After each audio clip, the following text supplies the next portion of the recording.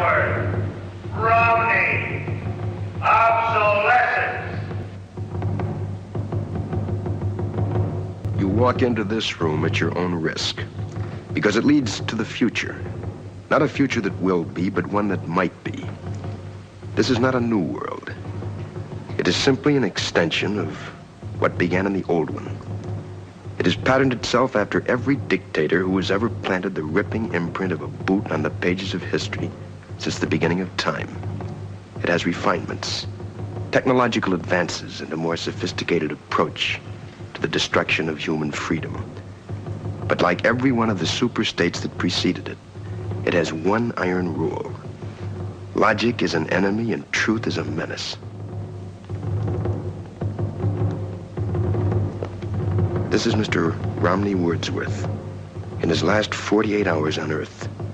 He's a citizen of the state, but will soon have to be eliminated because he is built out of flesh and because he has a mind.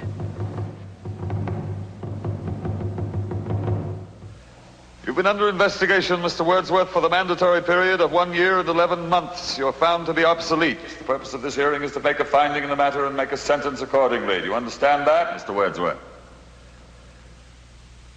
Your occupation, Mr. Wordsworth? A librarian, sir. A librarian. Having to do with books. Yes, sir. Books. Since there are no more books, Mr. Wordsworth, there are no more libraries.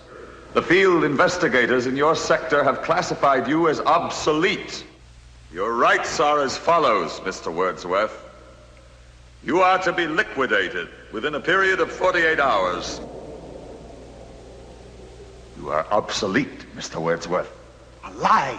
No man is obsolete. You have no function, Mr. Wordsworth. You're an anachronism, like a ghost from another time. I am nothing more than a reminder to you that you cannot destroy truth by burning pages. You're a bug, Mr. Wordsworth, a crawling insect, an ugly, misformed little creature who has no purpose here, no meaning.